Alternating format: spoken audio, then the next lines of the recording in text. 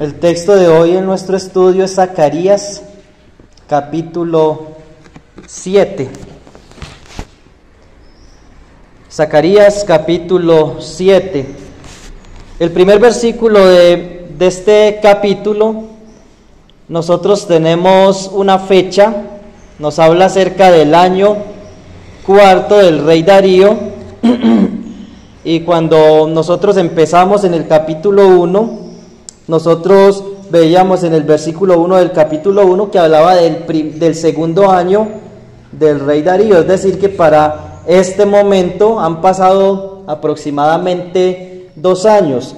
La primera revelación o visión que tenemos en el capítulo 1 y que se desarrolla una serie de visiones desde el capítulo 1 es aproximadamente en octubre de ese año, del año 520 antes de Cristo.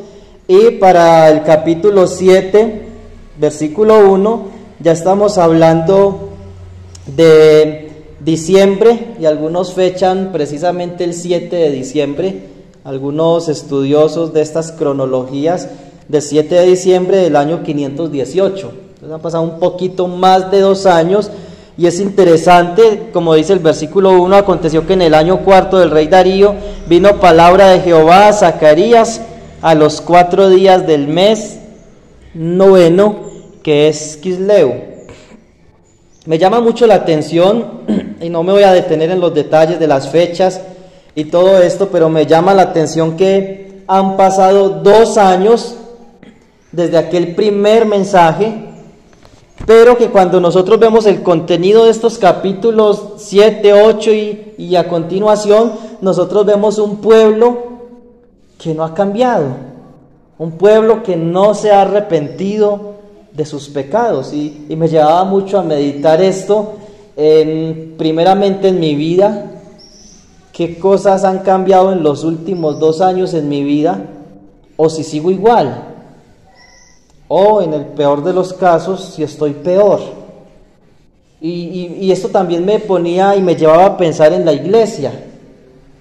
Y precisamente hablaba el día de ayer con un hermano que llegamos a la conversación y yo le contaba a este hermano que hace más o menos unos 2 años nuestra iglesia, digámoslo así, estaba más floreciente que en la actualidad.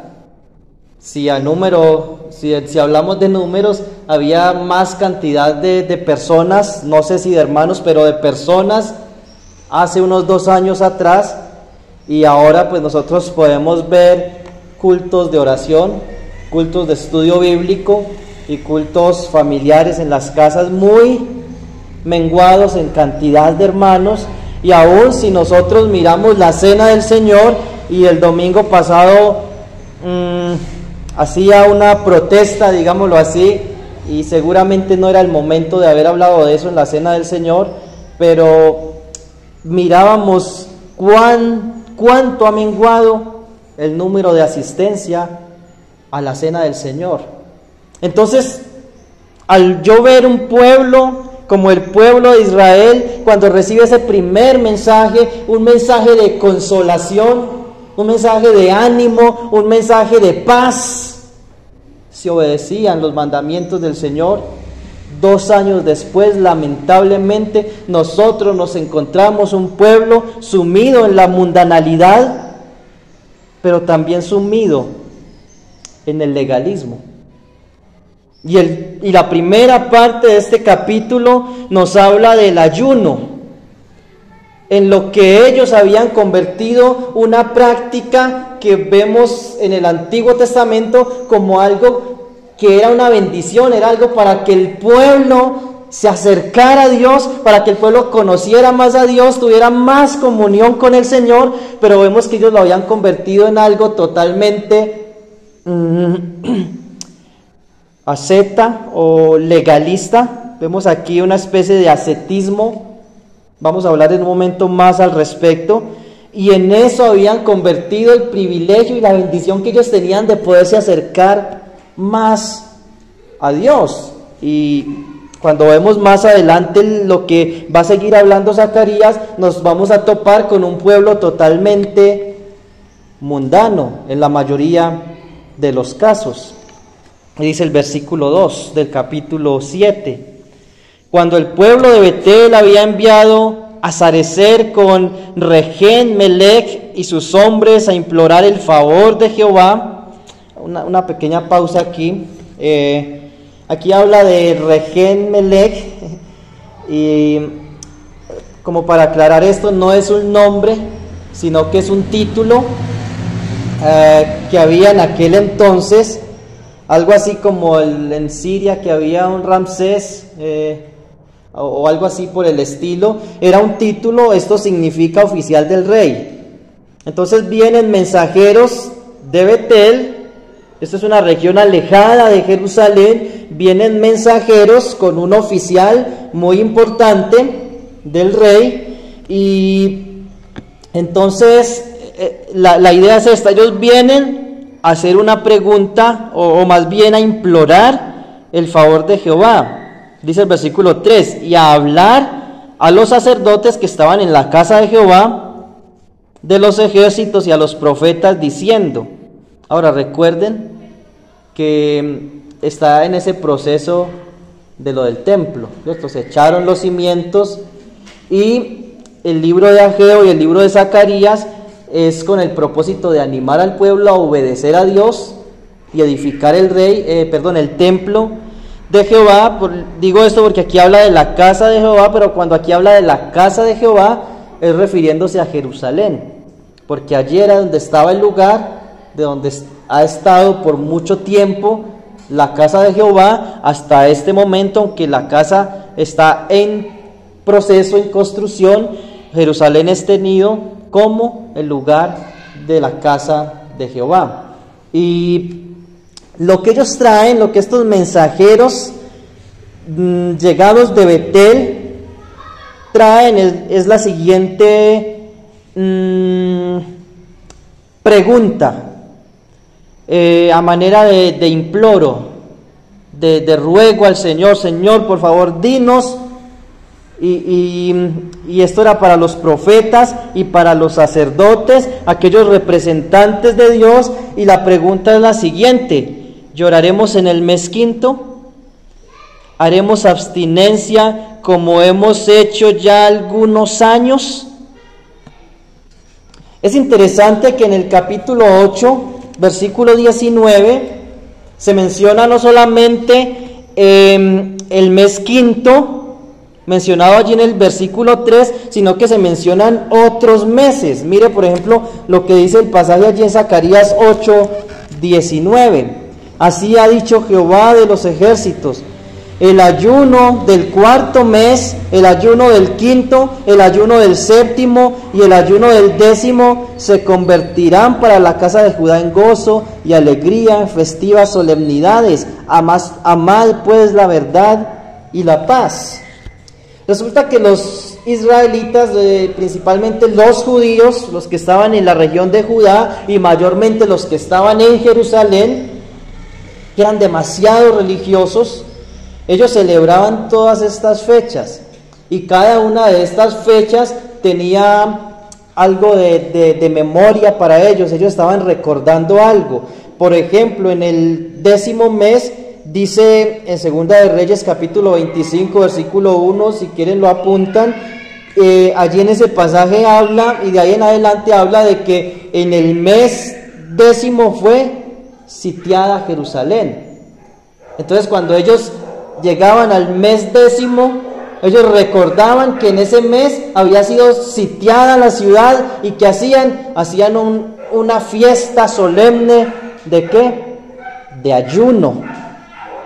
Cuando allí mismo en Segunda de Reyes 25:3 habla de hambre, habla de muerte y habla de las consecuencias que hubieron principalmente en ese mes, y ellos lo tomaron como un castigo de Dios para ellos, y ellos recordaban eso. ¿Y qué hacían? Lo celebraban con un ayuno especial. En el 5º mes ellos estaban recordando, según Segunda de Reyes 25:8, que el templo había sido saqueado, que el templo había sido quemado y que las casas habían sido saqueadas y quemadas. En el séptimo mes, según Segunda de Reyes 25:25, ocurre algo también que los dejó marcados, y es que Gedalías, un hombre que había sido puesto como gobernador encargado en Jerusalén, recuerden, en Jerusalén había un rey, que era el rey de Judá, pero cuando la ciudad fue sitiada, cuando Jerusalén fue tomada, el rey fue llevado en cautiverio a Babilonia, los hijos del rey fueron asesinados en presencia del rey, y lo que hace el rey de Babilonia es poner un gobernador encargado, y el primero que colocan se llamaba Gedalías, y es asesinado, y allí lo vemos en Segunda de Reyes 25:25, y esto fue en el séptimo mes. Entonces vemos que cada una de estas fechas o de estos meses que Zacarías menciona era un memorial que ellos estaban haciendo de algo muy triste que les había pasado a ellos como nación y como ciudad, como reino. Por eso la pregunta es: ¿lloraremos? ¿Lloraremos en el mes quinto? Y esta, a diferencia de los otros meses que mencionan el capítulo 8, el mes quinto era una fecha mucho más dolorosa para ellos, porque en el mes quinto, ¿qué pasó? Fue saqueado el templo, fue quemado y fue derribado. Para los judíos el templo se había convertido en un amuleto. Hemos citado muchas veces ese pasaje de Jeremías donde la gente de Jerusalén decían: a nosotros nunca nos va a pasar nada aquí en Jerusalén. ¿Por qué? Porque aquí está el templo. Aquí está el templo de Jehová. Y si está el templo de Jehová, ningún ejército puede entrar a la ciudad. Si está el templo de Jehová, jamás seremos vencidos. Eso se había convertido para ellos en una especie de amuleto. Y me refiero a Jeremías 7:4, que dice: no fiéis en palabras de mentira diciendo: templo de Jehová, templo de Jehová, templo de Jehová es este. Y la idea allí en el contexto en Jeremías es que ellos pensaban que era imposible que algún día el templo de Dios fuera derribado. ¿En qué lo habían convertido? En un amuleto, en un ídolo. Pero resulta que les es quitado, es derribado aquel lugar santo que ellos lo habían tomado como un amuleto, como un dios, y habían olvidado la verdadera razón por la cual estaba el templo allí. ¿Cuál era la verdadera razón por la cual Dios les había permitido tener un tabernáculo, tener una casa allí en Silo y luego un templo? ¿Cuál era esa verdadera razón por la cual Dios permitió esto? De que el pueblo tuviese comunión con Él, de que el pueblo le conociera, de que el pueblo disfrutara a su Dios, de que el pueblo amara más a ese Dios, de que el pueblo obedeciera más a ese Dios. Pero ellos se enfocaron en el templo, en los muros, en el oro, en los sacrificios, y olvidaron a Dios. Lamentable esto. Tanto amaron ese templo que ellos recordaban esa fecha y lloraban y hacían lamentación.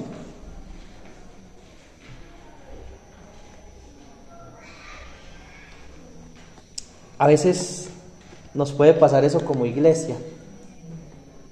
Podemos convertir esto, la iglesia, los cultos de oración, la cena del Señor, en un ídolo.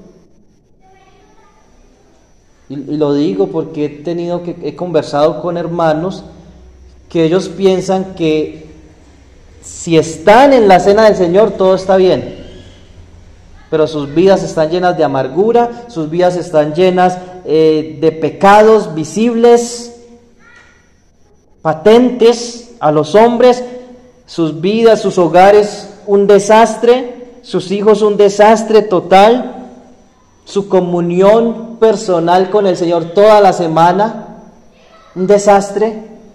Hermanos y hermanas que durante la semana no cogen la Biblia. Una vez le preguntaba yo a alguien, ¿cada cuánto estudia usted la Biblia o la lee?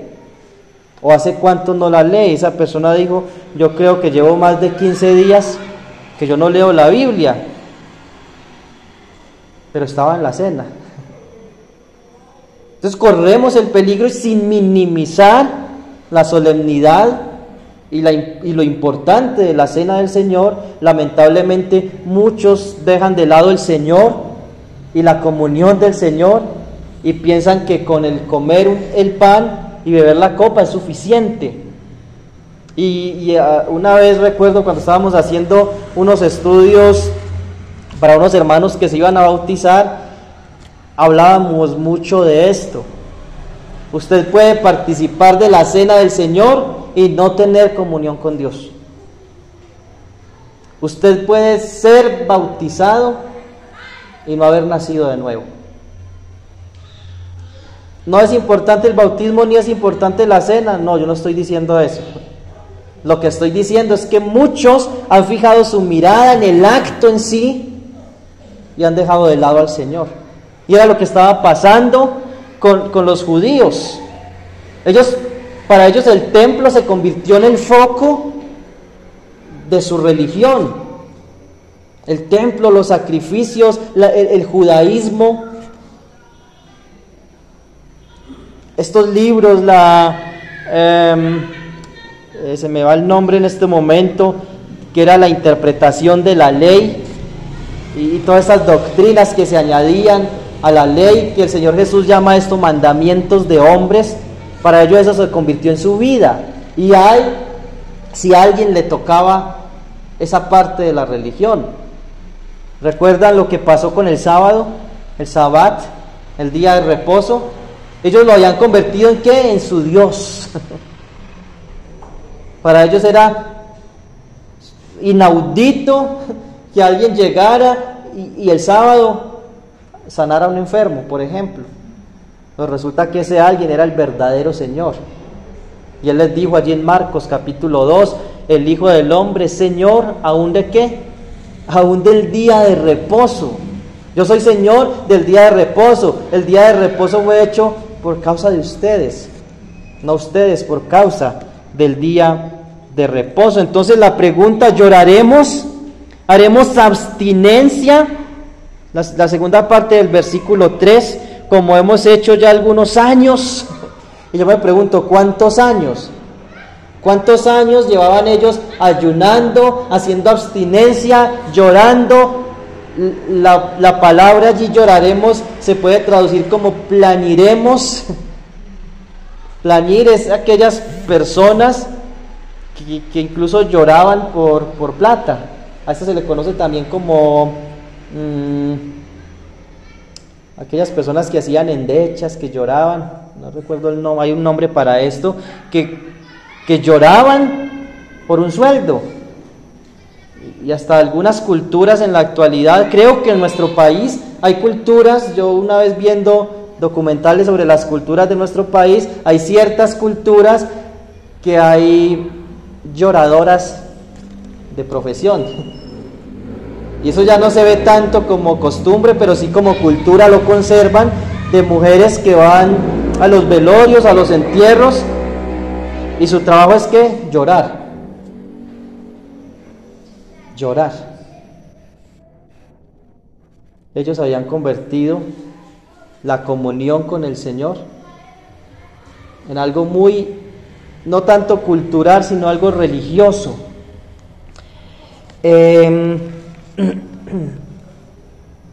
Y es interesante la pregunta que el Señor hace. Versículo 4, vino pues a mí palabra de Jehová de los ejércitos diciendo, versículo 5, habla a todo el pueblo del país y a los sacerdotes diciendo, cuando ayunasteis, y aquí ya tenemos nuestra palabra ayunar, cuando ayunasteis y llorasteis en el 5º y en el 7º mes, ¿cuánto tiempo? Estos 70 años. Tremendo. 70 años haciendo ayunos, haciendo lloros, y para ellos esto era el todo. La pregunta que el Señor hace, que los confrontó a ellos seguramente en el año 518 antes de Cristo, pero que seguramente durante toda la historia de la iglesia ha confrontado a muchos esta misma pregunta, y espero, y es mi ruego, que nos confronten esta noche. La pregunta del Señor es: ¿habéis ayunado para mí? ¿Habéis ayunado para mí? ¿Qué es ayunar?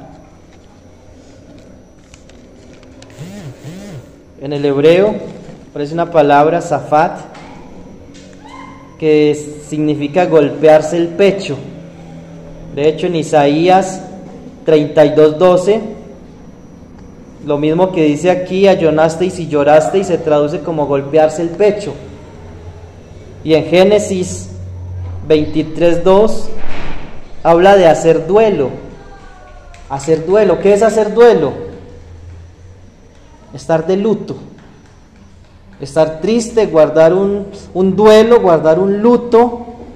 Tiene que ver con llorar. En algunos tenía que ver con cambiarse sus ropas por ropas ásperas, unas ropas muy ásperas como a manera de castigo del cuerpo.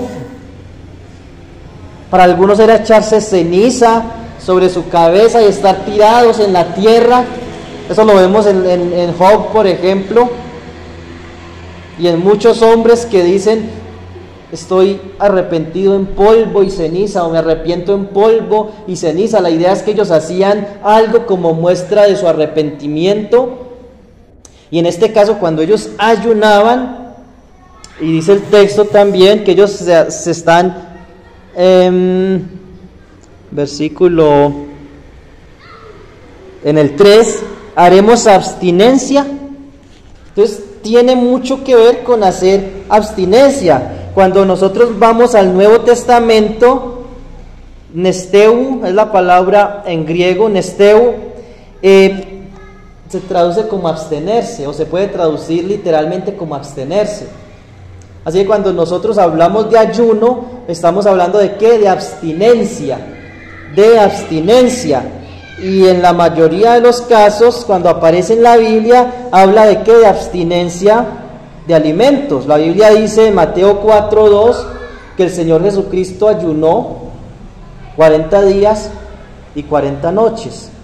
Dice en Mateo capítulo 4:2, y en los demás evangelios sinópticos también el Señor Jesús da instrucciones. Vamos allí un momentico a Mateo capítulo 6, que aún vemos ciertas instrucciones en lo referente al ayuno. Mateo capítulo 6, versículo 16, dice el Señor,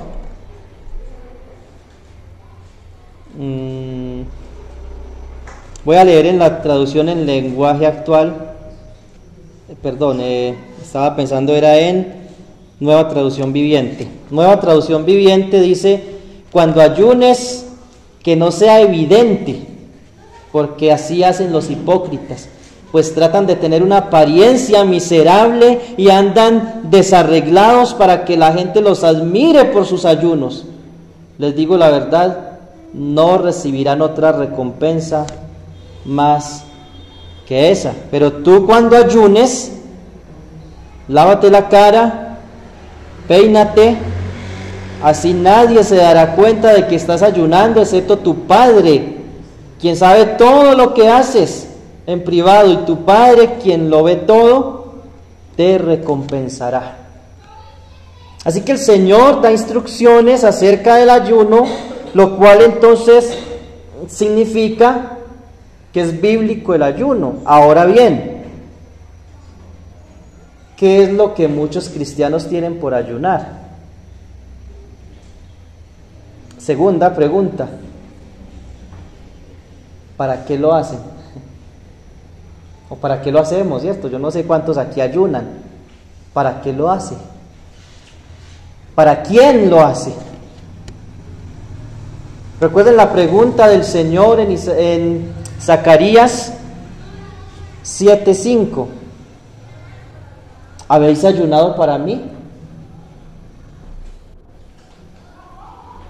¿Qué tienen muchos cristianos por ayuno el día de hoy? Hermanos, y lo digo porque he estado en ayunos. En algún momento hemos hecho aquí ayunos de 2 horas. Curioso, ¿cierto?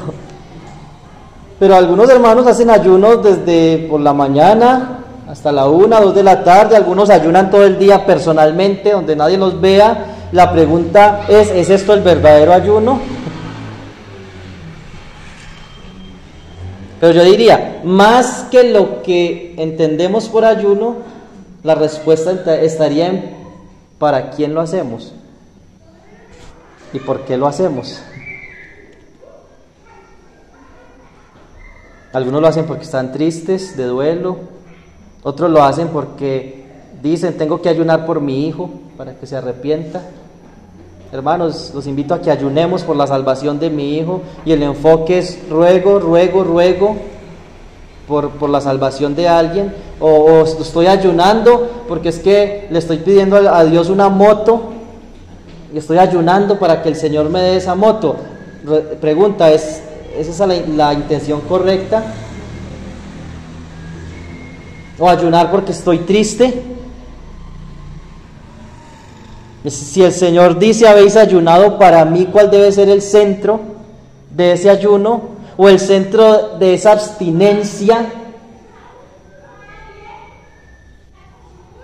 Porque también no pensamos en el acto en sí del ayuno, pero ahorita hablábamos de que hemos convertido la cena del Señor muchas veces, la adoración, como en un amuleto, y no que no lo debamos hacer, sino que si lo hacemos pero vivimos una vida en desobediencia, esto no sirve de nada. Si yo participo de la cena del Señor y estoy en pecado, esto no sirve de nada. Al contrario, dice la Escritura que estoy comiendo juicio y bebiendo para mí. Eso lo dice allí en 1 Corintios 11. Dice, cada uno pruébese a sí mismo y coma, pruébese a sí mismo y beba de la copa, porque el que come sin discernir el cuerpo de Cristo, juicio come y bebe para sí. Ah, qué bueno que yo no estoy en la cena. No, hermanos, eso es para todos los creyentes. Porque tal vez usted diga, yo no soy bautizado aún, yo no estoy en la cena, pero aún así, la adoración. ¿De qué sirve adorar? ¿De qué sirve leer, estudiar, predicar, estar en un ministerio, pero sé que estoy viviendo una vida de desobediencia? ¿De qué sirve? ¿Sirve de algo? ¿Qué le agrada a Dios más? ¿Nuestro esfuerzo? ¿Nuestro sacrificio? Señor, es que he ayunado 24 horas. Hace unos años les hablaba de algo que creo que es una mentira, pero de un supuesto hermano en una iglesia, o ellos decían que era hermano, no sé, muy extraño, que decía, y el pastor decía, aquí tenemos un hombre que ha ayunado 50 días. Tal vez una mentira, ¿cierto? Nadie puede aguantar todo ese tiempo, pero la idea era que él le ganó al Señor Jesucristo, que Jesús ayunó 40 días, entonces yo voy a ayunar 50. Pregunta, ¿le sirve de algo esto a este hombre? ¿Qué pide Dios? La pregunta es, ¿lo habéis hecho para mí? Si yo voy a evangelizar, si yo voy a las misiones, si yo presido un ministerio, ¿me sirve esto de algo a mí? Si yo vivo una vida en desobediencia. Si sé que hay algo en mi vida que no está bien,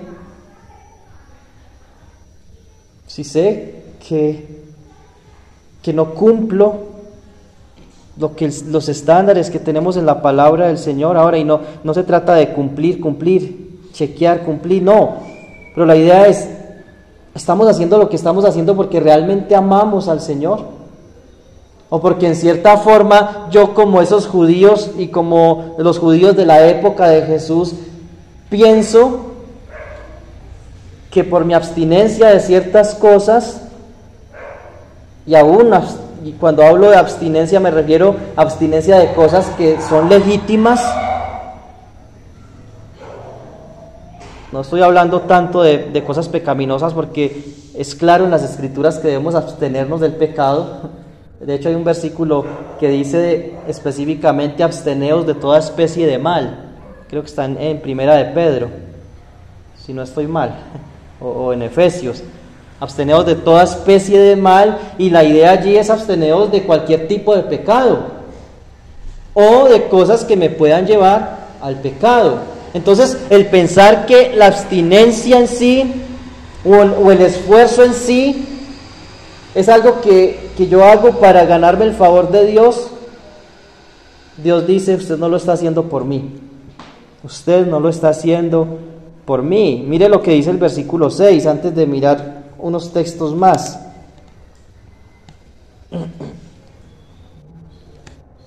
Y cuando coméis y bebéis, ya vemos el contraste ahí. Cuando coméis y bebéis, no coméis y bebéis ¿para quién? Para vosotros mismos.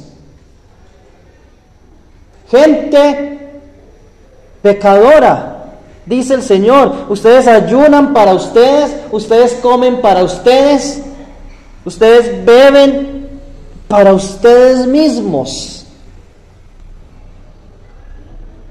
Estas eran personas que se habían convertido en personas religiosas, en personas legalistas, en personas que aún practicaban el ascetismo. Los ascetas, los que practican el ascetismo, son aquellos que en la actualidad, hoy día, todavía existen, que se van para el monte y pierden todo contacto con la sociedad, o se van para un monasterio muy lejos, huyendo de las cosas pecaminosas, entre comillas, porque algunas cosas de las que ellos huyen no son pecaminosas. Aquellos que se golpean el cuerpo en marchas o en procesiones, o aquellos en la iglesia del Señor que se abstienen. Cuando alguien se abstiene de comer o de beber o de practicar cualquier cosa que practican, o de trabajar, o de hacer los oficios de la casa porque me voy a dedicar al estudio y a la oración, cuando una persona hace eso con el enfoque equivocado, lo está haciendo para sí mismo. Aún muchas veces podemos orar para nosotros mismos. Lo vemos allí en Lucas 18. Dice la Escritura que un fariseo y un publicano subieron al templo a orar. ¿Y qué dice el fariseo? Él dice la Escritura que orando consigo mismo decía las siguientes palabras: Señor, te doy gracias porque no soy como los otros hombres. Los otros hombres son ladrones, los otros hombres son blasfemos. Yo Señor, ayuno. ¿Cuántas veces por semana? Él habla de que ayuna varias veces a la semana. Él habla de que da diezmo de todo lo que gana. Pero es interesante esa expresión: orando consigo mismo, ayunando consigo mismo. Mire lo que dice 1 Corintios 10:31. Yo creo que es uno de los versículos que yo más he citado en esta iglesia. 1 Corintios 10:31. Si pues coméis o bebéis o haced cualquier otra cosa, hacedlo ¿para qué? Para la gloria de Dios.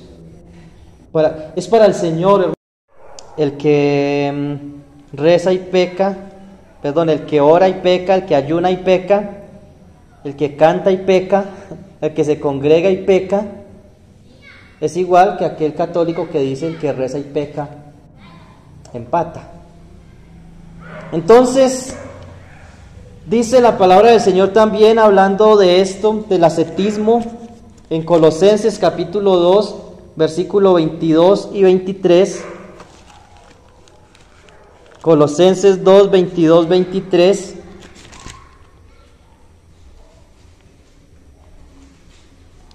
en conformidad a mandamientos y doctrinas de hombres, cosas que todas se destruyen con el uso. Tales cosas tienen a la verdad cierta reputación de sabiduría, en culto voluntario, en humildad, en duro trato del cuerpo.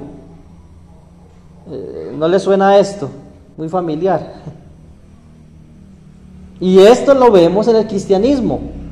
Pablo no está pensando en la Iglesia Católica Romana.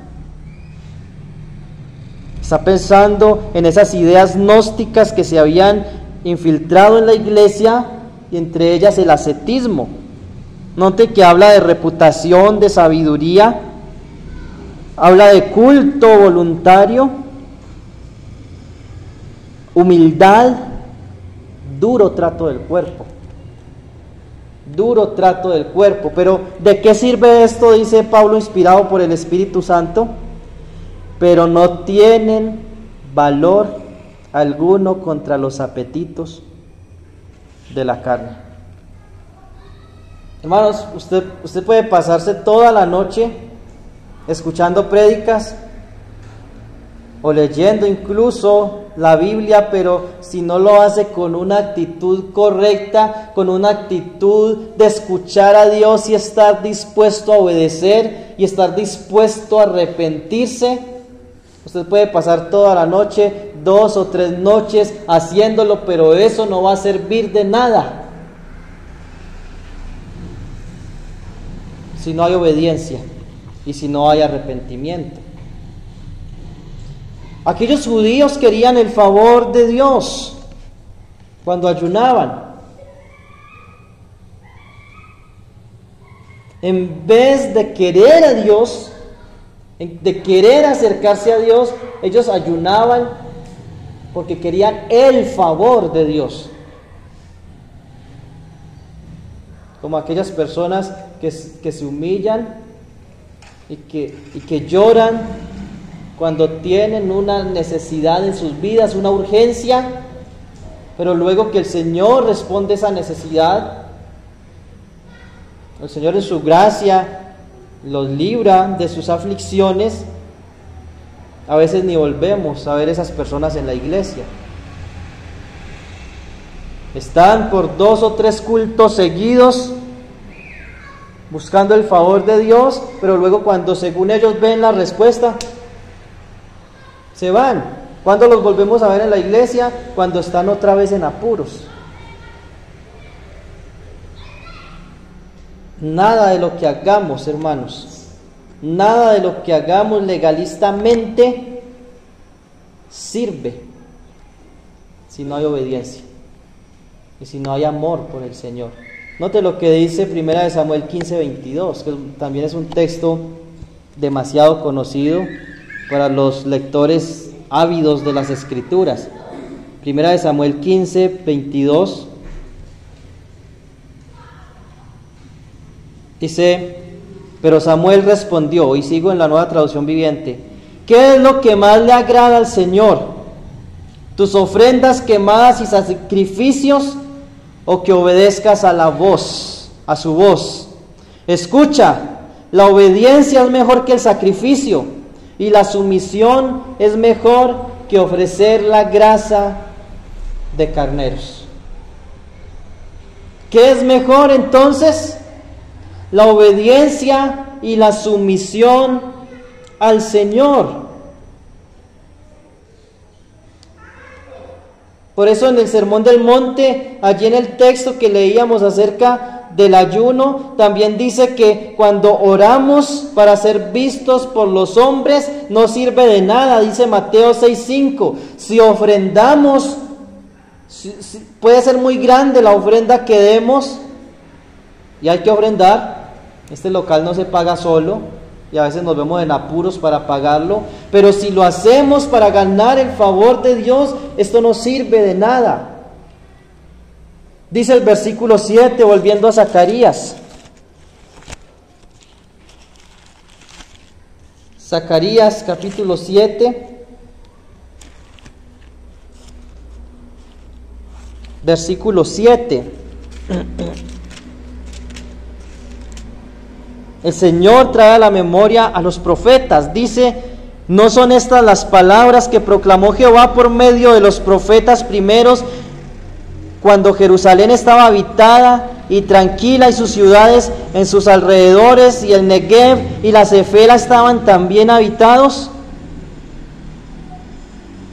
Sí, sí, el Señor habló mucho de esto, muy extendidamente, principalmente en aquel pasaje de Isaías capítulo 58. Vamos allí un momento.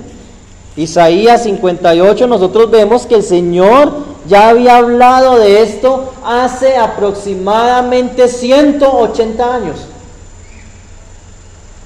Eso más o menos había pasado desde que Isaías tuvo su ministerio público. Isaías capítulo 58.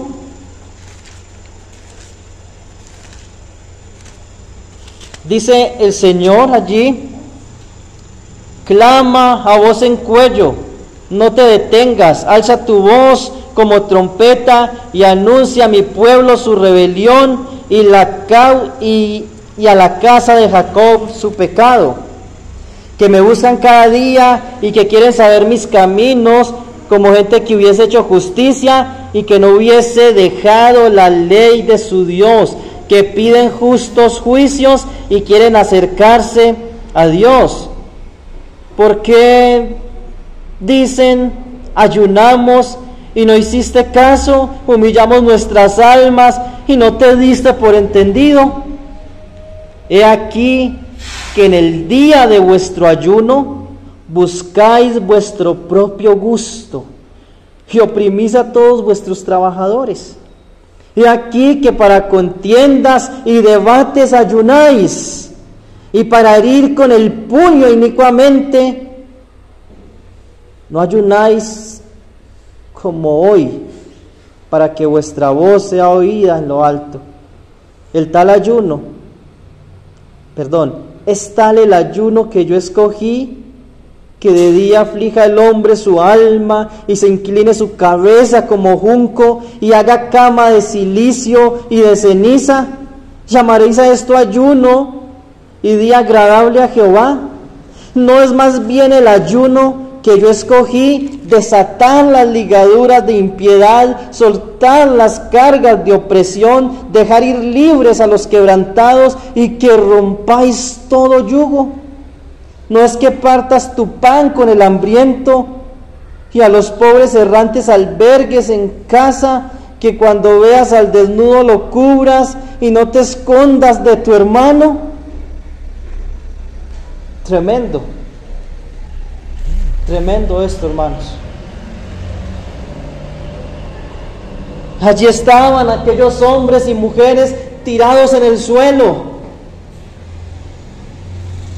arrodillados, y no es que tengan nada de malo arrodillarse en un culto de oración.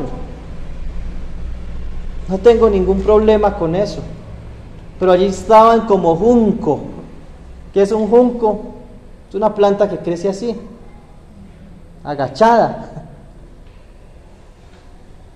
postrados, llorando en ceniza y cilicio, dice allí, con ropas ásperas para maltratar su cuerpo y decirle: Dios, aquí estoy yo sufriendo, aquí estoy yo llorando, aquí yo estoy golpeando mi cuerpo, Dios. Pero estaban oprimiendo a sus trabajadores, reteniendo el salario de sus trabajadores, oprimiendo a los pobres, oprimiendo a las viudas. Y el Señor les dice: el ayuno que yo escogí es lo contrario, desatar ligaduras de impiedad, es decir, arrepentirse primeramente de sus pecados, soltar cargas de opresión. De nada sirve que tú ores y llores y te lamentes si tienes algo contra tu hermano, si no perdonas de corazón. Soltar las cargas de opresión y dejar ir libres a los quebrantados, y que rompáis todo yugo. Que des pan al hambriento, a los pobres que albergues, que seas hospitalario, que des de tu comida al que necesita, que des de tu vestido al que no tiene. Por eso el Señor dice: tuve hambre y no me disteis de comer, estuve desnudo y no me vestisteis, estuve en la cárcel y no me visitasteis. Pero Señor, cuando te vimos de esa manera y no lo hicimos? Si no lo hiciste con uno de estos pequeños, conmigo no lo hiciste. Y si lo hiciste, conmigo lo hiciste.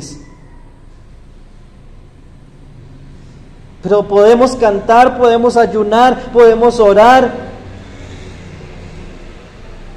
pero ignoramos esto. Me tocaban unas palabras esta semana, escuchando a Miguel Núñez en un sermón sobre el liderazgo en la iglesia. Él decía: muchos pastores, muchos predicadores saben predicar, pero no saben llorar. No saben llorar, porque el Señor dice en su palabra: debemos llorar con los que lloran y gozarnos con los que se gozan. Pero decía Miguel Núñez: muchos sabemos predicar, pero no sabemos llorar. Y eso me impactó. Y estudiando esto esta semana, yo veía que era del Señor. Cantamos, oramos, pero a veces no nos queremos arrepentir de nuestro pecado y no queremos hacer el bien, cuando el Señor dice: en cuanto tengamos oportunidad, hagamos bien a todos, mayormente a los de la familia del Señor. Gálatas 6, 9, 10.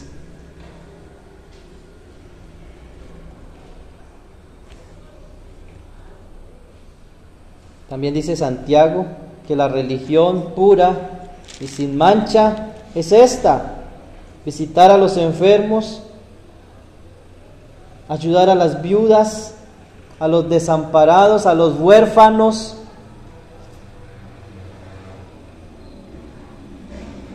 Pero a veces no lo hacemos. Viudas, huérfanos, mencionadas allí en ese texto de Santiago 1:27. Es una manera lingüística para referirse a todos los necesitados.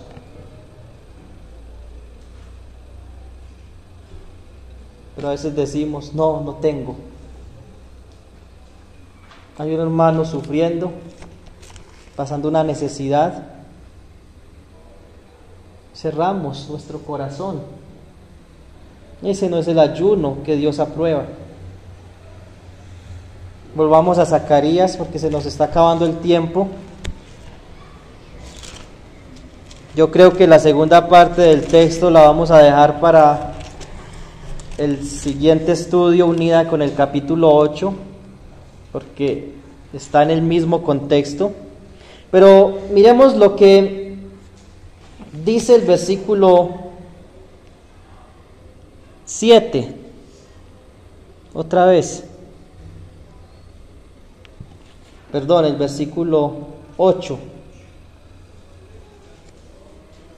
Y vamos a ver esta primera parte, pero luego continuamos y lo empalmamos los últimos versículos de este texto con los del capítulo 8. Dice: vino palabra de Jehová a Zacarías diciendo: así habló Jehová de los ejércitos diciendo: juzgad conforme a la verdad y haced misericordia y piedad cada uno con su hermano. No oprimáis a la viuda, al huérfano, al extranjero, ni al pobre, ni ninguno piense mal en su corazón contra su hermano.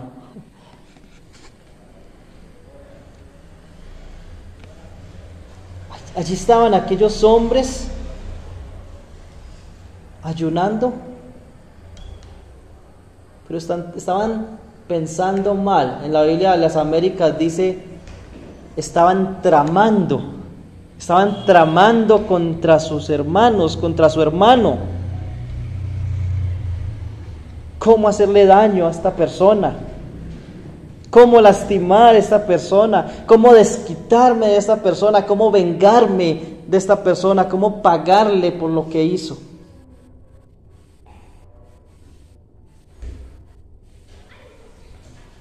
Pero estaban ayunando.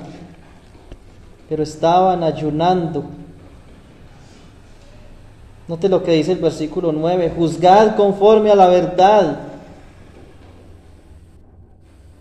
Sí, debemos ayunar, sí, debemos orar, sí, claro que debemos congregarnos, claro que debemos dar al que no tiene, claro que debemos abstenernos de toda especie de mal de una manera no legalista, sino de una manera bíblica. ¿Qué es lo que dice la Biblia al respecto? Por eso dice, juzgad de acuerdo a la verdad, del versículo 9. Como dice Isaías 8:20, a la ley y al testimonio. Vamos a la ley y al testimonio. Todo lo que hagamos fuera de la palabra del Señor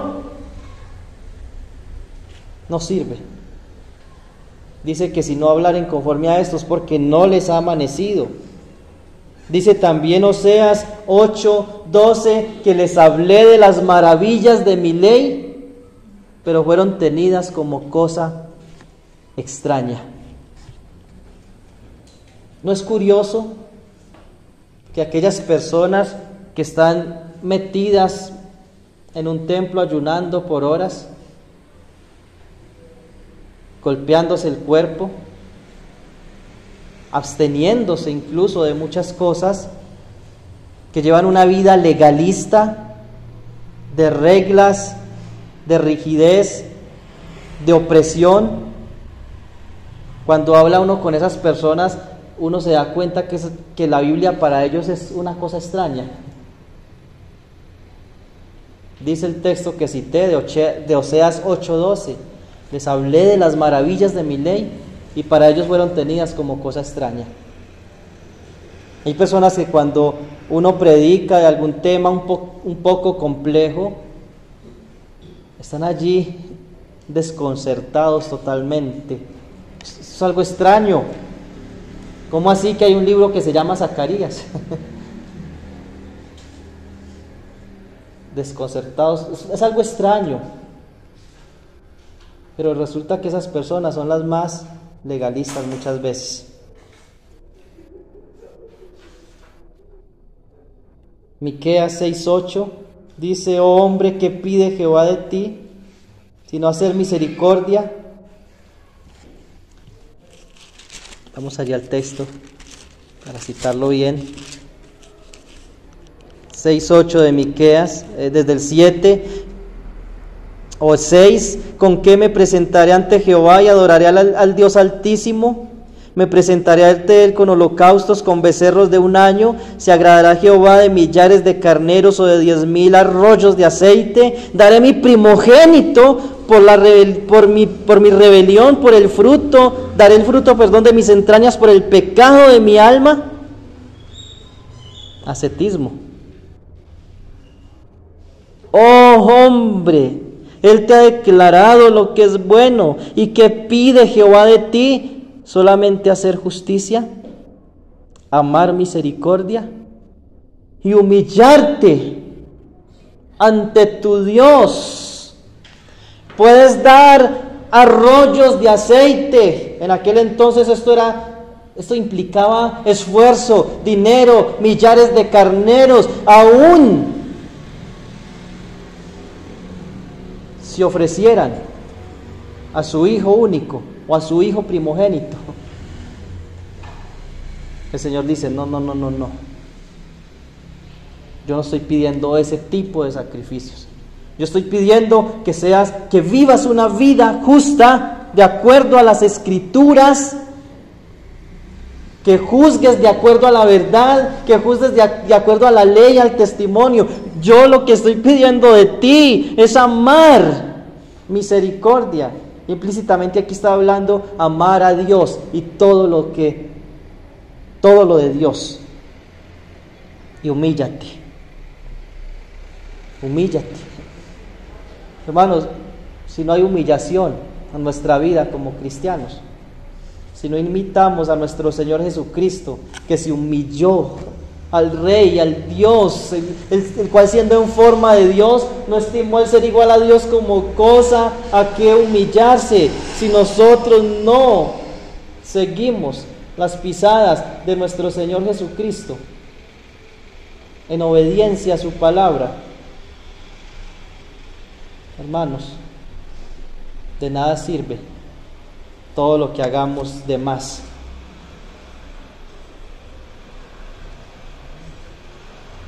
Que el Señor nos ayude, hermanos. Miremos al Señor cuando dice la palabra que el que no pecó por nosotros se hizo pecado, que cuando le maldecían no respondía con maldición,